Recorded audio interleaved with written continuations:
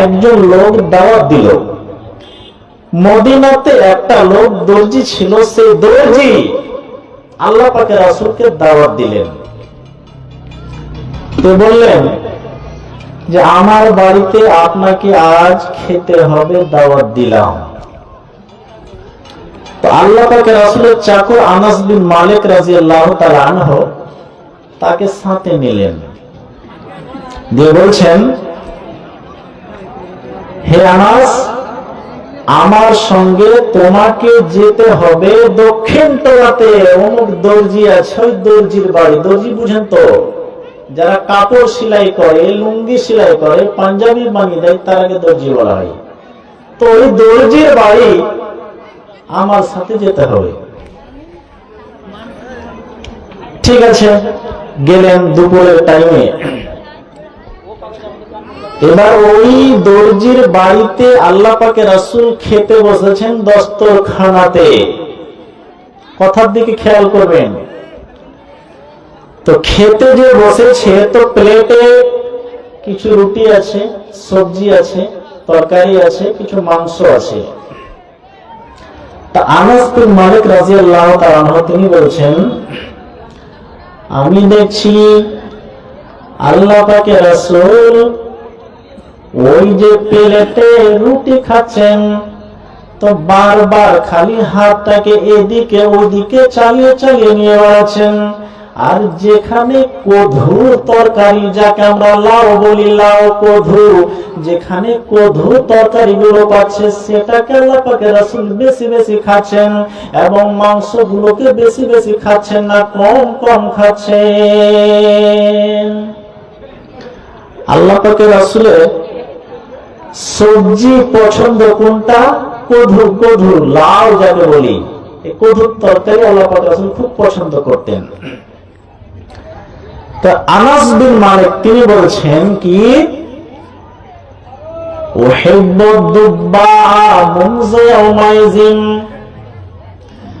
আমি আল্লাহ পাকের রাসূলকে দেখলাম যে আল্লাহ পাকের রাসূল কতগুলোকে বেশি বেশি করে খাচ্ছেন।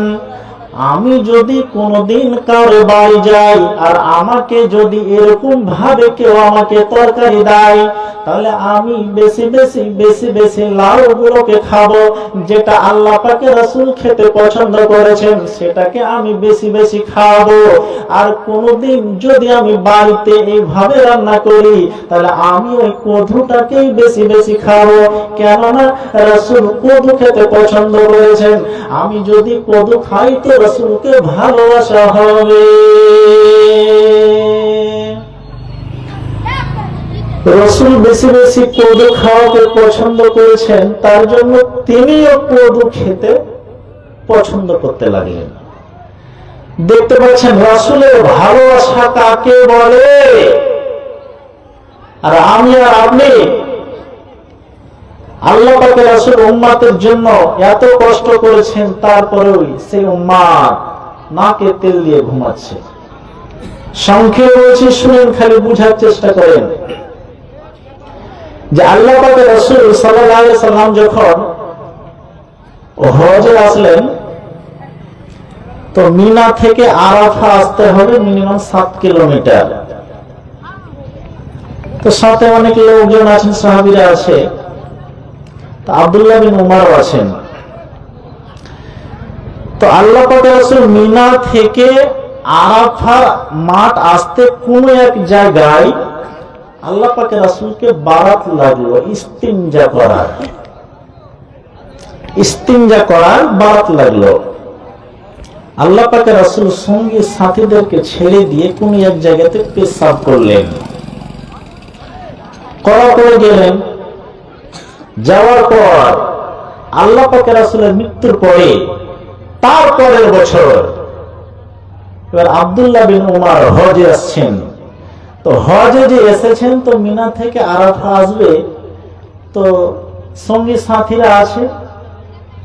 তো আল্লাহ পাকের রাসূল যেই জায়গাতে তিনি ইস্তিনজা করেছিলেন, ওই জায়গাটাকে চিহ্নিত করে রেখেছেন কে? আব্দুল্লাহ বিন উমর।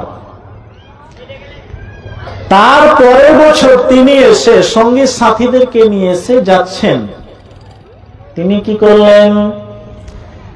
তিনি ওর সঙ্গী সাথীদেরকে ছেড়ে দিলেন। ছেড়ে দেওয়ার পর আল্লাহ পাকের রাসূল যেই জায়গাতে ইস্তিনজা করেছিলেন সেইখানে তিনি স্বাভাবিকভাবে বসে গেলেন। লোকেরা জিজ্ঞেস করছে, আপনি ওই জায়গাতে বসলেন কেন? কারণটা কি? ওখানে বসলেন কেন? যদি আপনি কাপড় উঠিয়ে বসতেন তো ভাবতাম যে আপনি হয়তো ইস্তিনজা করছেন, পেশাব করছেন। আপনি তো কাপড় উঠাননি, স্বাভাবিক ভাবে বসে গেছেন। 1 মিনিট 1.5 মিনিট পর আবার চলে এসলেন, কারণটা কি? তখন উনি বলছেন, আমাকে পেশাব করা লাগেনি, আমাকে ইস্তিনজার বারাত লাগেনি। কেননা আল্লাহ পাকের রাসূল গত বছর এই জায়গাতে ইস্তিনজা করেছিলেন, তিনি পেশাব করেছিলেন। কাজে এই জায়গাটাতে আমি বসলাম। কেন? আল্লাহ পাকের রাসূলের চলা, আল্লাহ পাকের রাসূলের ওঠা, আল্লাহ পাকের রাসূলের বসাকে আমি এতটাই পছন্দ করি যে আল্লাহ পাকের রাসূল গত বছর এখানে পেশাব করেছিলেন। কাজে আমি আজকে সেখানে স্বাভাবিক বসলাম, আমাকে পেশাব করা লাগেনি। কেননা এই জন্য যে আমি আল্লাহ পাকের রাসূলকে